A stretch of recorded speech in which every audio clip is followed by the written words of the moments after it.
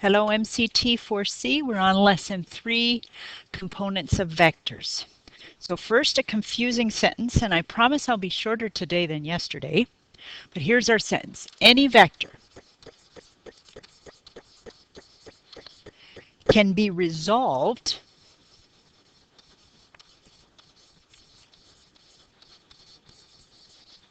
into its perpendicular or rectangular vector components. Okay? Any vector can be resolved into its perpendicular or rectangular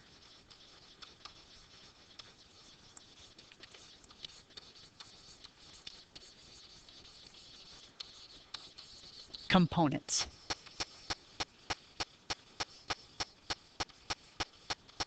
Okay? We are looking to find vertical and horizontal components of a vector. I think it would be understood best if we do an example.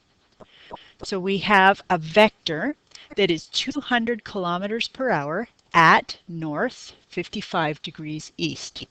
So it has both a magnitude and a direction. It is a vector.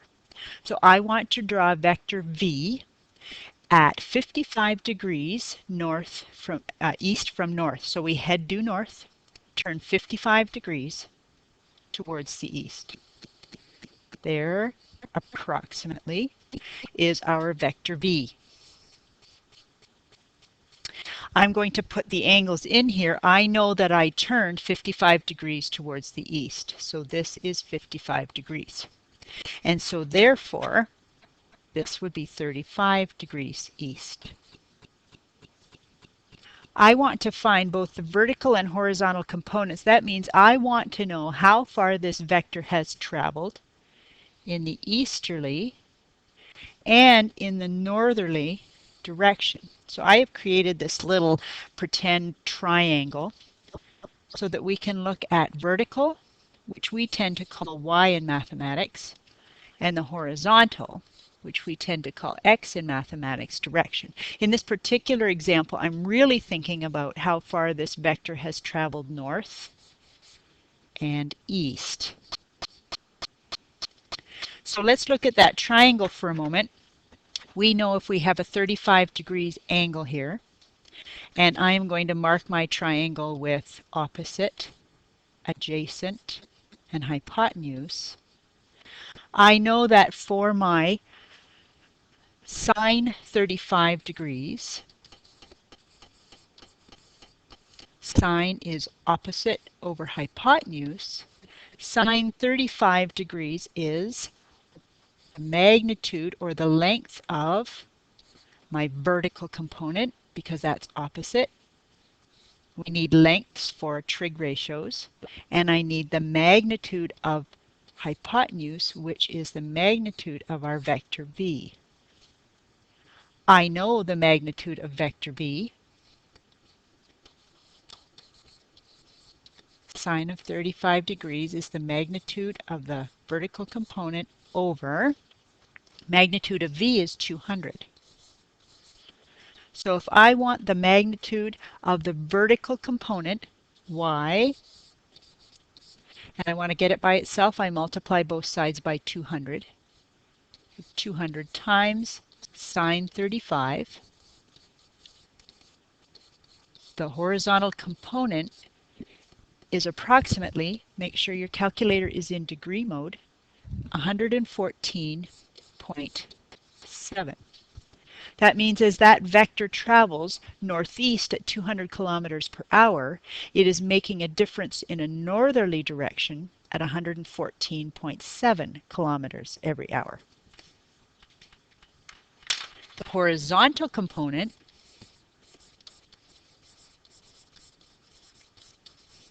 in this particular case is east.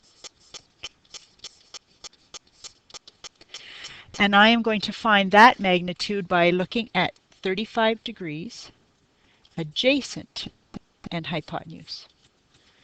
So the cos of 35 degrees is that horizontal component x adjacent over hypotenuse. I have my horizontal component x, which is the adjacent side, over the hypotenuse, which is the magnitude of our vector b, and I can isolate my horizontal component by multiplying both sides by the magnitude of v, which is 200.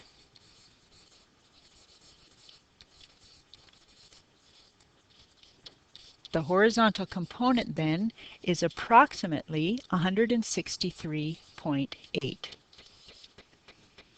So as our vector is traveling 200 kilometers per hour at north 55 degrees east, it is traveling 114.7 kilometers per hour northerly and 163.8 kilometers per hour in an easterly direction.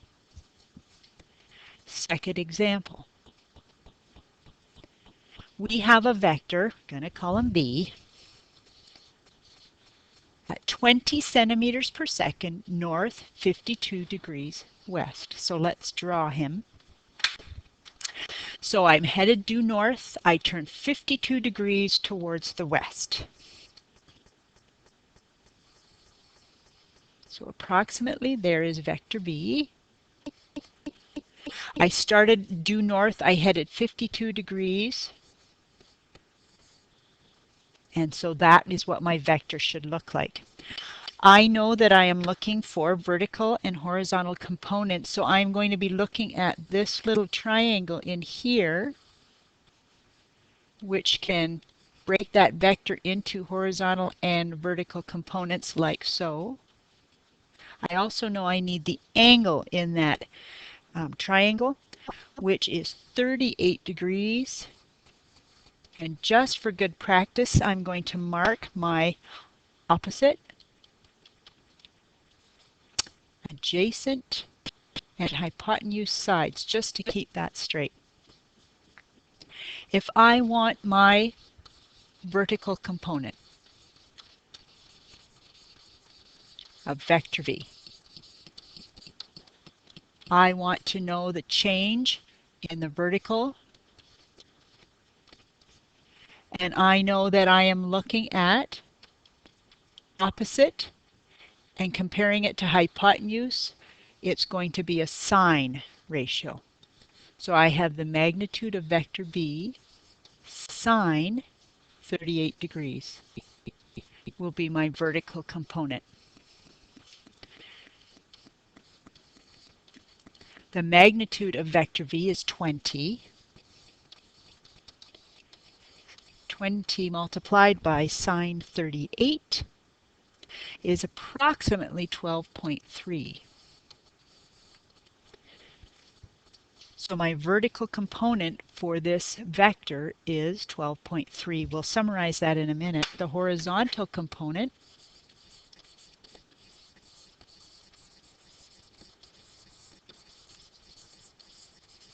if you don't have a good memory like me, you can get it from the diagram. We want the horizontal component x, which is right down here. I know that I'm using angle 38, so I need my adjacent side, 38 degrees, and the hypotenuse side. Adjacent over hypotenuse is cos, so I know my horizontal component is going to be the magnitude of v cos 38. The magnitude of my horizontal component is 20 cos 38.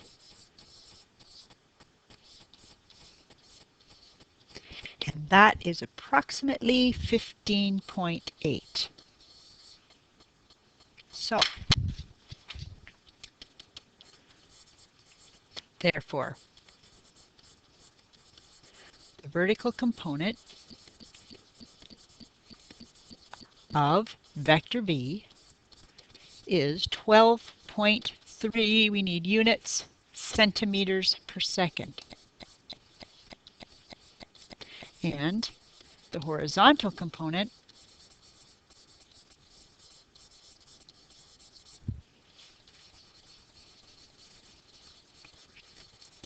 of vector v is 15.8 centimeters per second. Example 3. An aircraft is traveling at 180 miles an hour. It climbs at an angle of 16 degrees from the horizontal. What is the speed of the aircraft's shadow on the ground if the sun is directly overhead? And I have a typo on C, so we'll have to change that in a moment. Okay, for A, I think our best bet is to come up with a diagram. A picture is worth 1,000 words.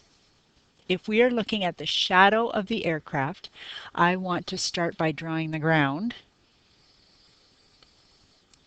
And then I'm going to draw the flight path of my airplane, and it only climbs at an angle of 16 degrees from the horizontal. So he has a shallow ascent like that. I'm going to call my vector A for aircraft, and I'm going to mark the 16 degrees from the horizontal. And I want to know what is the speed of the aircraft's shadow on the ground if the sun is directly overhead. So I want to know the horizontal component of that shadow right there. So if I want the horizontal component, I want the magnitude of x. Just recall that I am looking at right here adjacent, not opposite over here. That would be the vertical, and hypotenuse always. So I am looking at a cos ratio. Cosine is adjacent over hypotenuse. So my horizontal component would be the magnitude of my aircraft cos 16 degrees for the shadow. So the magnitude of the aircraft is 180 times cos 16 is approximately 173. Therefore, the speed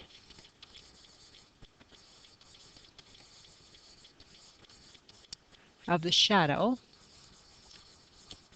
or the shadow moves at 173 miles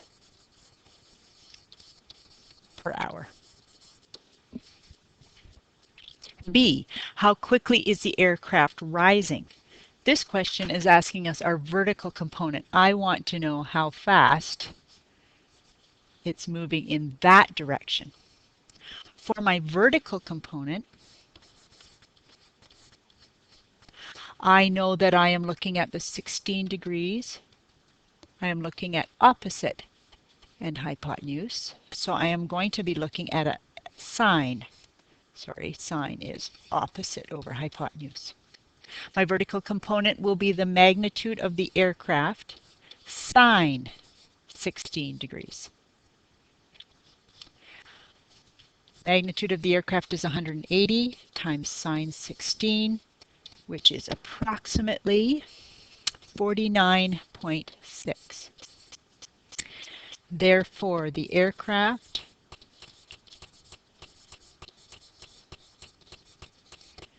is rising at 49.6 miles per hour. Okay. C should have read, how high is the plane after 2 minutes?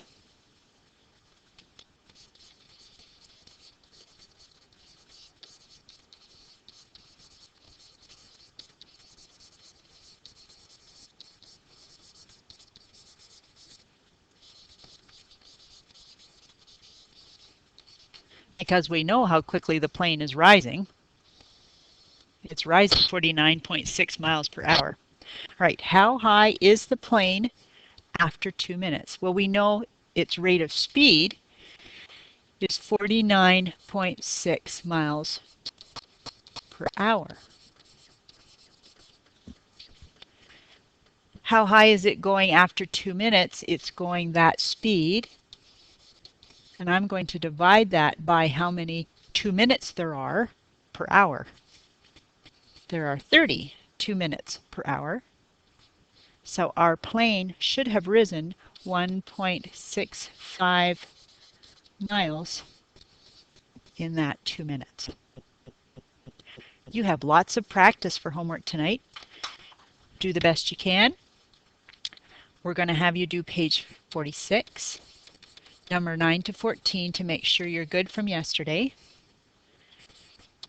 Horizontal and vertical components. We'll get you started with 1 to 7, and then the challenge comes in 8 to 17. Good luck. See you tomorrow.